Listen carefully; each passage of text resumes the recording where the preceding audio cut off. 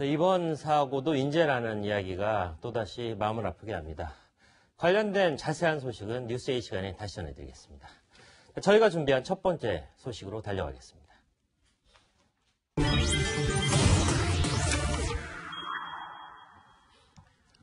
네, 조국 후보자 공방으로 또다시 나라가 두동강 나는 느낌입니다.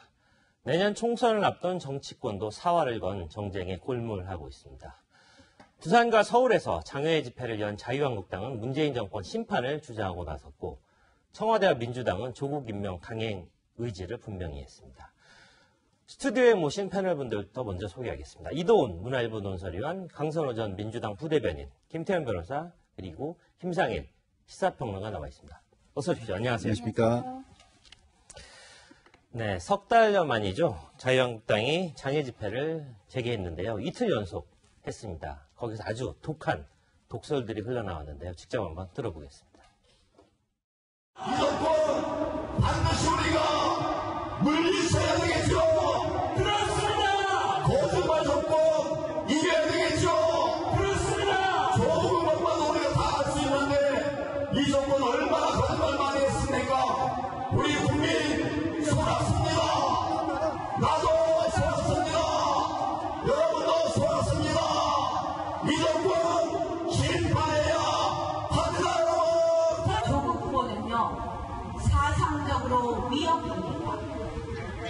조국 후보는 위법적인 후보입니다. 조국 후보는 위선적인 후보입니다. 이 문재인 정권이 대한민국은 베네수엘라가 아니라 북한행으로 빠르게 복주하고 있다고 생각합니다, 여러분. 네, 이틀 연속이죠. 그제는 부산, 어제는 서울. 원내 지도부가 총출동했습니다. 대표도 총출동했는데, 자, 일단 얘기들이 조금 조국 후보에 대한 이야기를 조금 더 벗어나는 그런 정권 퇴진 운동까지 이어가는 것 같은데, 어떤 이유가 있습니까? 그러니까 부산이라는 지역이 상징하는 게 여러 개가 있습니다. 지금 가장 이슈가 되고 있는 조국 후보자의 출신 지역이기도 하고, 그렇군요. 네. 또 문정권의 뭐 산실이라고도 할 수 있죠. 문재인 대통령도 PK 출신이라고 하고 있고요. 그리고 아무래도 이제 내년 4월에 총선까지도 겨냥한 것 같은데, 네. 부산이 왜 중요하냐면은 우리나라 전체 선거구를 100으로 볼 때 수도권을 50으로 볼 수 있고, 나머지 충청, 호남, TK 지역이 한 10 정도 됩니다. 그런데 PK는 한 16 정도 되니까 수도권 제외하고는 가장 큰 표밭이고, 민주당의 입장에서는 호남표를 거의 석권할 수 있고, 충청과 수도권에서는 비슷하게 갈 수 있는데, 만약에 PK 지역을 이길 수 있다면 크게 이길 수 있죠. 그런 것 때문에 한국당에서는 PK를 사수해야 되는 입장이고, 그래서 이번에 부산에서 시위를 했습니다. 집회를 했습니다만, 모르겠습니다. 지금 보도를 보면 한 2만 명 정도 나오셨다고 그러고, 뭐 숫자와 관계없이 여기는 굉장히 뜨거웠다고 하는데, 사실 지금 한국당에서 장외 집회를 이어갈 만한 명분은 없었는데, 조국 후보자가 문제가 크게 되면서 말하자면 일종의 이제 동력이 생긴 거고, 네.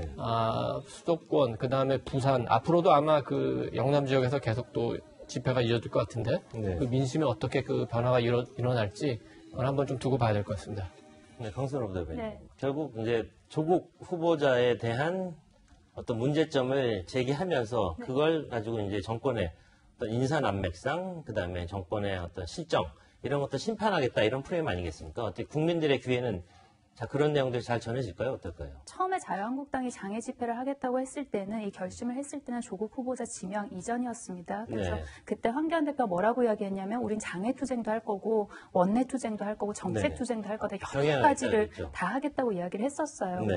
이 여러 가지를 할 만한 그런 에너지나 자원이 아직 남아있는지 잘은 모르겠습니다. 네. 야당의 역할이라는 게 정부 여당을 감시하고 견제하는 역할 아닙니까? 그럼 야당의 역할을 제대로 못하면 국가적으로 손해를 보는 것이죠. 네. 제가 지금의 자유한국당이라면 이미 나와 있는 수많은 의혹들의 그런 사실관계를 밝히고 그리고 어떤 인간적인 동정은 동정대로 이끌어가고 네. 그런 전략을 취할 것 같은데 저 장외에서 나와서 하는 이야기들을 살펴보면 글쎄요. 그 지금까지 의혹들에 대해서 국민들이 굉장히 분노하다가도 저건 또 뭐지? 하고 뭔가 좀 전열을 오히려 흐트러뜨리는 그런 말들을 많이 하고 있거든요. 네, 말실수들이 있다 그런 말씀이시겠군요. 그래서 좀 전략적인 그런 미스가 아닌가라는 생각이 들고요. 네. 저의 추측은 지금 자유한국당 법사위원들은 굉장히 청문회 하고 싶을 거예요. 그럴까요? 청문회 통해서 본인들 청문회 스타로 좀 거듭나고 네. 싶지 않겠습니까? 네. 그렇다면 자유한국당 지도부에서도 법사위원들의 목소리를 들어서 청문회에서 좀 따져 물었으면 좋겠습니다. 황교안 대표, 나경원 원내대표가 조금 어떤 한국당 내 의원들과 좀 엇박자가 되고 있다 뭐 그런 뜻으로 들리는데 어쨌든 자유한국당 쪽에서도 이게 누울 자리를 보고 발을 뻗는 거 아니겠습니까? 김태현 변호사?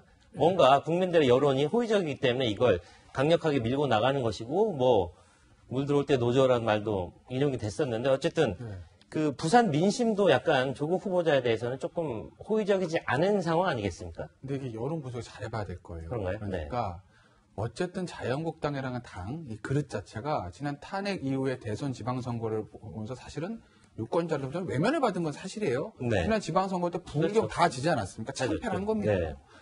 그러면은 자유한국당이라는 이 메시지를 전달한 메신저가 지금 그 신뢰를 회복했느냐, 이건 냉정하게 따져봐야 되는 것이거든요. 그러니까 현 정부의 어떤 정책들, 그 다음에 조국 후보자에 대한 임명, 조국 후보자 자체에 대한 문제들, 문제를 굉장히 많이 지적하고 뭐 조국 후보자의 어떤 법무장 임명에 문제 있다라고 하는 여론들이 꽤 있는 것으로 알고 있으나 여론조사를 봐도 그럼 그분들이 전부 다 문정권의 지지를 철회하고 자유한국당을 지지하냐. 그건 아니거든요. 네. 이게 사실은 정치가 상대적 게임이고 어차피 기호 1, 2, 3, 4, 5번 중에 하나 찍어야 되는 거라고 하면 나 1번 안 찍고 2번 찍을래.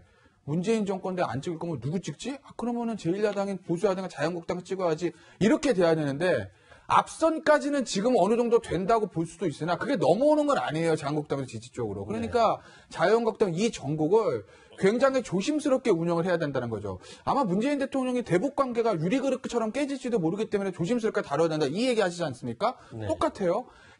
지금 이 시점. 저는 지금 문재인 정권이 굉장히 위기에 쌓였다. 그러니까 조국 후보자에 대한 임명 이것들도 떠나서 외교나 경제나 어떻게 보면 현 정부의 국정 운영 능력이 정말 시험대에 오는 굉장히 중요한 시점입니다. 그렇죠. 이 시점과 이 전국을 굉장히 보수 정당답게 스마트하고 전략적으로 끌고 나가야 되는데 글쎄요. 저는 하나 의문인 게 전통적인 보수 지지자들이 장외 집회를 좋아할까요? 저는 아니라고 봅니다. 장외 집회는요, 어떻게 보면 진보 정권의 전유물이 보수 정당의 전유물은 아니에요. 네. 저걸 이 시점에서도 장외 집회를 끌고 나가고 오히려 청문회 가지고 무산될 위기가 있는데 청문회 무산 쪽으로 간다. 이게 글쎄 모르겠습니다. 문재인 정권의 문제를 지적하는 데는 효과가 있을 수 있겠으나 네. 그러니까 우리를 찍으세요라고 할 때 그 우리를 찍으라는 그 메시지가 전달이 될까? 그렇군요. 저는 사실 그게 좀 의문이에요. 네, 어떤 본질에 충실해야 된다는 그런 생각이 드는데요. 어찌 됐건 자유한국당의 집회에 등장한 사람들 목소리에서는 이제 고마해라마, 그러니까 부산이죠. 부산 지역에서 특별하게 들리는 그런 목소리들인데 자, 더 이상 그만하고 위선적인 민낯 이제 내려놓고 사퇴하라 뭐 이런 얘기까지도 나오는 상황입니다. 그런데요. 그 고마해라마 이 발언은 문재인 대통령이 2017년 대통령 후보 당시에 본인의 입으로 직접 했던 그런 말이기도 합니다. 직접 들어보겠습니다. 부산 사람들은 이런 일을 보면 딱 한마디로 말합니다. 뭐라고 하냐면 거기에 한마디 더 보태면 고마해 이럽니다. 2007년부터 지금 10년 넘도록 뻔히 밝혀진 사실을 무슨 계기만 되면 또 하고 언제까지 이렇게 되풀이 하겠습니까? 이제 정말 지겹다. 이제 그만해라. 그런 말을 할 때 부산 방언으로 아마 고마해라 마 이런 얘기를 하는 것 같은데 네. 문 대통령이 저 발언은 정확히 어떤 맥락에서 어떻게 나온 얘기였습니까? 그러니까 야당이 아니라 그 당시는 여당에서 그 후보자의 아들 의혹을 계속해서 어느 정도 클리어가 됐음에도 계속 제기를 하는 것을 두고서 이제 한 이야기죠, 저게. 네. 근데 이제 지금의 맥락에 가져오면 어떤 거냐면 그 조국 후보가 이제 좀 그만하고 물러나 줬으면 좋겠다라는 표현이에요. 근데 이런 겁니다. 지금 앞서 세 분이 잘 말씀해 주셨지만 그런 말을 할 수 있는 자격을 갖추었느냐가 굉장히 중요한 거죠. 예? 왜냐하면 그 말을 할 자격을 갖춘 사람이 하면 큰 울림이 있고 그걸 따라오지만 네. 그렇지 않으면 그 얘기가 뭐가 되냐면 그냥 내 편에 서 이게 되는 거거든요. 그러면은 자유한국당이 과거에 한 행동을 반성하고 개선하고 새로운 걸 제시하지 않았는데 내 편에 서 이러면은 사람들이 쓰겠습니까? 당신들은 더 심해 라고 얘기하게 되는 오히려 거잖아요. 반발을 부를 수도 있다. 오히려 반발을 부르는 거죠. 네. 그래서 저는 조국 후보를 지금 비판하는 지점이 무엇인지 아하. 본인들이 이걸 자각을 해야 된다고 봅니다. 그 지점은 무엇이냐면 계속해서 하는 얘기는 뭐냐면 과거에 그렇게 고결한 척 하면서 얘기했던 것들이 지금 다른 것들이 나타나고 그럴 가능성이 상당히 높지 않느냐라고 얘기를 하는 거거든요. 그러면은 그런 사람들을 말을 할 자격이 있는 사람들을 뒤에서 지원하면서 득점을 하려고 해야지 네. 자기들이 마치 이제는 자격이 있는 사람처럼 앞서서 그 사람들을 끌고 가겠다라고 얘기하면 국민들 입장에서는 어떻게 보냐면 아휴 저 사람들은 비슷한 분들이다. 시키면은 더 큰일 내겠네. 네. 이렇게 되는 겁니다. 그렇군요. 아까 강선호 부대변인이 얘기했죠. 또 말이 많아지다 보면 실수들이 많아지는데 나경원 원내대표의 이 발언이 또다시 정치권에서 굉장히 큰 논쟁을 불러일으키고 있습니다. 들어보겠습니다. 이 정권이 부울경 쪽에 인재를 등용하나 봤더니 그냥 간단한 통계만 내도 서울의 구청장이 25인데요. 24명이 민주당인데 그중에서 20명이 광주, 전남, 전북이더라고요. 이 정권은 광주일고 정권이라는 이야기도 있습니다, 여러분. 부울경 차별하면서 더 힘들게 하는 이 정권에 대해서 우리 부산, 울산, 경남 지역의 주민들이 뭉쳐서 반드시 심판합시다, 여러분. 네, 뭔가에 홀린 듯 실언에 실언을 거듭한다는 그런 느낌을 지울 수가 없는데요. 결국 지역감정 조장 발언이다. 이런 비판에서 자유로울 수 없을 것 같이 들립니다.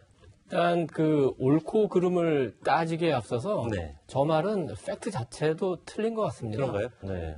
문재인 정권은 그 광주 정권이라고 하기는 어렵죠. 네. 그 문재인 정권의 핵심은 그 부산의 친문 또는 더 확장하면 친노까지라고 봐야 되겠죠. 광주일 출신은 일부 계시긴 하죠. 왜냐? 네. 만약에 문재인 정권이 광주1고 정권이라면 네. 지금 그 여권 후보 중에서 대선 차기 주자 지지도 1위를 달리고 있는 이낙연 총리를 강하게 밀어줘야죠.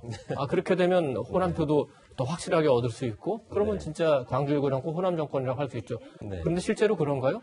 이낙연 총리는 친문에서 조금 배제하려는 분위기가 있는 거 아닌가요? 그렇죠. 오히려 지금 그 논란이 있습니다만 조국 후보자 같은 영남 출신을 열심히 밀어주고 있는 거 아닌가요? 네. 그래서 팩트부터 틀렸고 두 번째 그 옳고 그름을 따지자면 나경원 원내대표가 그동안에 이제 여러 차례 얘기도 하고 논란도 되고 있습니다만은 이 발언 자체는 좀 굉장히 실망스럽습니다. 네. 보수가 조금 이 국면에서 새로운 가치, 새로운 이념, 새로운 정책을 들고 나오길 바랬는데 결국은 또 지역 감정인가 모르겠습니다. 실수였는지 고의였는지 모르겠지만 일단 서울의 구청장 가운데 20분이 호남 출신이라는 거 저도 지금 듣고 약간 놀라긴 했습니다만 이거는 그 문재인 대통령의 공천이나 민주당의 공천은 문재인 대통령이 공천한 게 아닙니다. 이거는 그 선출을 임명한 게 아닙니다. 선출을 통해서 그렇죠. 민주당이 공천을 했지만 선출을 통해서 유권자들이 그 선택한 거죠. 심판이었죠.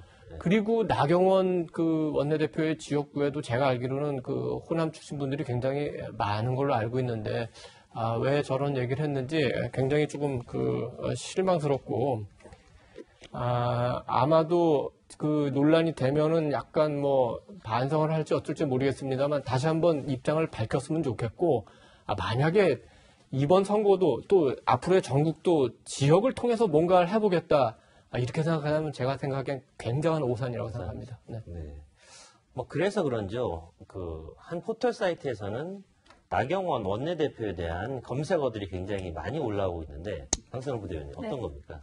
그 나경원 자녀 의혹에 대해서도 밝혀라. 그리고 나경원 그 의원의 어떤 그 사학 비리에 대해서도 밝혀라. 그런 사학비리요? 네, 어떤 검색어가 등장을 하고 있습니다. 근데 조국 후보자 이제 그 운동학원에 관해서 이야기가 많이 나오고 있으니까 그 이쪽 지지자들이 아마 저 검색어를 올린 것 같아요. 그렇군요. 그러니까 홍성학원 비리에 대해서도 우리도 좀 알고 싶다 그렇게 올린 것 막골 작전이라고 같은데. 볼 수 있겠네요. 예, 저는 뭐 물론 이렇게 그 지지자들이나 아니면 반대하는 분들이 실검을 올리고 이런 거에 대해서는 어떻게 하겠습니까? 그거는 그 현상대로 자연스럽게 봐야 될 것 같은데 네. 저기에서 어떤 정치적 지도자들이나 아니면 영향력이 큰 사람들이 어떤 이야기를 하느냐가 저는 중요할 것 같습니다. 그렇다면 그 사학 비리에 대해서 목소리가 나왔다면 사학 비리 뿌리 뽑아야죠. 그 발본색원 해야 되는 것이고. 네. 근데 이제 그 나경원 후보자 같은 경우는 이제 딸이 어떤 장애인 그런 특혜 특례 입학을 했다는 거 아닙니까? 그렇다면 이 지점에서 그러니까 조국 후보자의 청문회가 끝나고 나서 조국 후보자 임명이 되든 안 되든 대한민국 사회가 그것과 함께 끝나는 건 아니잖아요. 그렇죠. 네. 그러니까 계속 되어야 될 사회고 앞으로 발전해야 될 사회인데 그렇다면 오히려 정치 지도자들이나 아니면 목소리가 큰 사람들은 그런 발달 장애인들이나 장애인들의 공교육 이후의 삶에 대해서 좀 고민을 했으면 좋겠어요. 그렇군요. 이런 이슈가 나왔고 사람들이 관심을 가지니까요. 네.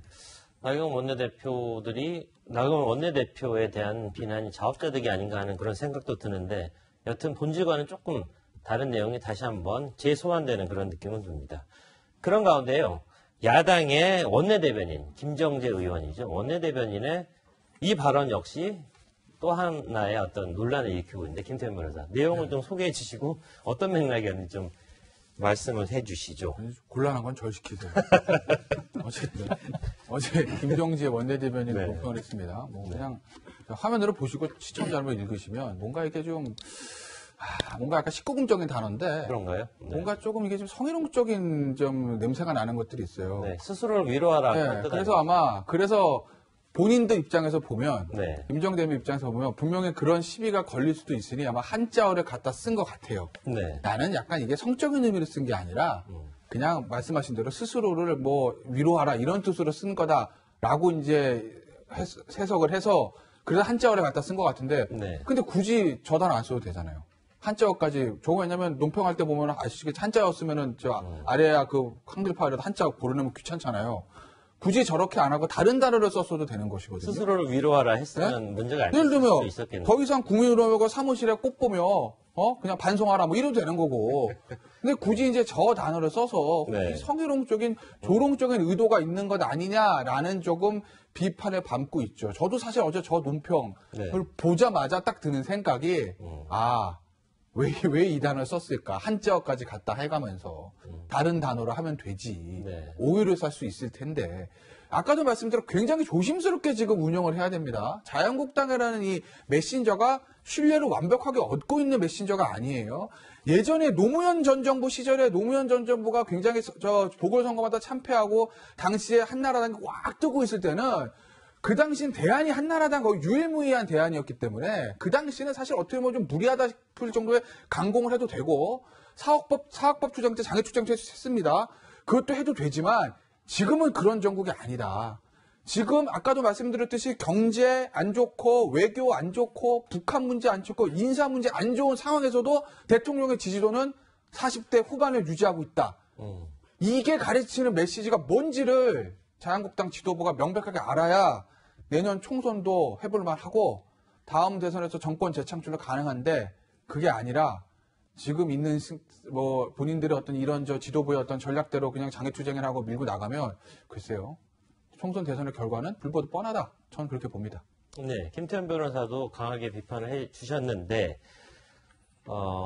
여권에서 강력한 비판의 목소리가 이어지자 김정재 원내대변인 스스로 이렇게 해명을 했습니다. 자, 조국 물타기에 혈연된 민주당이다. 선택적 성인지 감수성에 앞세워서 이제는 독해 능력마저 상실한 거다. 저급한 해석 그리고 민주당의 성적 상상력에 한숨이 나온다. 이렇게 오늘 다시 한번 논평을 내서 본인의 뜻이 곡해됐다 이렇게 주장을 했습니다. 말로 옮기기가 조금 저도 좀 그렇긴 한데 어쨌든 여권 역시 이런 진흙탕 싸움에서 자유롭지는 않은 것 같습니다. 이제는 진영 간의 대결, 아까 나라가 반쪽 난 것 같다 그런 느낌이 들었는데 김상현 평론가, 네. 여권 역시 조국 엄호에 굉장히 적극적으로 나서고 있죠. 뭔가 신호탄이 쏘아진 것 같다 이런 느낌이 든다는 지적을 하는 사람도 있습니다. 그렇죠. 왜냐하면 이제 그래도 이 당과 정권을 위해서 쓴소리를 하고 싶은 사람들도 있지 않습니까? 근데 네. 이제 그런 사람들에게도 이제는 이것이 당위다라는 말이 들리니까 뭐 굉장히 그쪽으로 프레임 전쟁으로 가고 있는 것 같고요. 근데 저는 공인이라는 말을 무겁게 저희는 받아들여야 된다고 공인이요? 봅니다. 네. 여기 방송에서 공공재를 통해서 국민에게 말을 하는 사람조차도 공인일 수 있거든요. 그렇죠. 그래서 저는 본질을 봐야지 이렇게 이미지 더 씌우기, 그 다음에 프레임 전쟁 이걸로 가는 거는 네. 책임 있는 사람들로서 굉장히 부적절한 행동이다라고 저는 생각을 해요. 왜냐하면 조국 장관 지명의 본질은 무엇이냐? 무엇입니까? 첫 번째는 그 사법개혁을 잘 할 수 있느냐 이런 거잖아요. 네. 그죠? 그러면은 두 번째는 그 법적으로 그러면은 이 사람이 후보자로서 자격이 있느냐 이거잖아요. 세 번째로는 윤리적 도덕적으로도 그러면은 그 우리가 본받을 수 있고 자격이 있느냐 이런 건데 이 세 개를 따져보면 일단은 사법개혁 이 정도 오면은 잘할 수 있을지 없을지 동력이 있을지 없을지 물음표가 찍히는 부분이에요. 그렇죠. 그러면은 그 부분 이 본질을 생각 안 하고 보호해서 뭘 하겠다는 겁니까? 조국 후보를. 그게 하나가 있고요. 네. 두 번째는 불법이냐 아니냐 이런 부분인데 네. 기본적으로 지금 여러 가지 나오는 운동학원 배임의 문제라든가 사모펀드의 특수관계인 간의 거래를 통한 위법성의 문제라든가 이런 거는 분명한 가능성을 가지고 있다는 것이 합리적 의심이에요. 그러면 이 합리적 의심은 풀어줘야 하는 거예요. 왜? 그렇죠. 네. 우리 국민이 살아가면서 우리의 최고의 보로가 사법입니다. 사법. 근데 검찰은 그리고 법무부는 준사법기관이라고 우리가 불러요. 왜? 네. 행정부 내에서 사법과 가장 가까운 데가 있는 그 지위이기 때문에. 그렇죠. 그러면 우리가 이 장관은 어떻게 해야 되냐? 법적으로 그런 합리적인 가능성에 대한 의심조차도 없는 게 좋습니다. 그렇죠. 그죠? 네. 그리고 세 완전 번째로. 무결한 후보라면 그렇겠죠. 네. 근데 우리가 청문회라는 것이 고위공직자를 검증한다는 것이 네. 범죄자냐 아니냐를 가르는 게 가리는 건 아니잖아요. 아니죠. 네. 그리고 지금 우리가 범죄자만 아니면 된다. 이걸로 그 고위공직자의 자질을 평가합니까? 그건 아니잖아요. 그리고 제가 세 번째로 얘기하는 윤리 도덕적인 문제. 그러니까 윤리 도덕적으로 우리가 본받을 수 있고 그리고 저 사람이 하는 말을 기꺼이 따라갈 수 있어야 동력이 생기는 겁니다. 네. 근데 윤리 도덕적으로 볼 때 저 사람이 하는 거를 우리가 이해하고 그럼 우리도 저렇게 해야 되나? 세상이 그런 거였나? 네. 이런 박탈감과 좌절감과 패배의식을 느끼게 하는 사람이라면 네. 그것도 역시 본질적으로 판단을 해야 되는 거여서 이 세 가지를 중심으로 판단해야지 그 외에 진영의 이익을 위해서 이미지를 더 씌우고 프레임을 만들고 하는 거는 네. 그 책임 있는 자리에 있는 분들로서는 국민에 대한 책임을 지는 자세는 아닌 것 같다 이런 생각이 듭니다. 네. 후보자에 대한 옹호 그리고 후보자에 대한 비판 두 가지 역시 상식에 기반하고 국민적 감정, 국민의 눈높이에서 해야 된다. 그런 말로 이해하면 될 것 같습니다. 자, 그런데요. 이 유시민 노무현 재단 이사장이요. 항상 바른 이야기를 너무 직설적으로 해서 비판을 많이 받는 그런 분위기도 한데 이번에 이 발언 역시 굉장히 큰 논란을 일으키고 있습니다. 직접 들어보겠습니다. 서로 부딪히고 있는 팩트에 대한 주장을 청문회에서 부딪히게 해보자 하는 거거든요. 지금 조국 후보자의 거취를 둘러싸고 우리가 따져봐야 될 것은 아직도 팩트에 관한 것이다. 이 단계에 있는 것이고 이걸 확인하지 않은 과정에서 온갖 억측과 짐작과 추측과 희망사항을 결합해서 절대 부적격이다, 위선자다, 이중인격자다, 피의자다. 저는 이것 전부 다 헛소리라고 생각해요. 그 과정 하나도 없이 그냥 천박하다, 위선자다 딱 단죄해놓고 그리고 조국 편드는 놈들은 다 똑같은 놈이고 진영 논리다.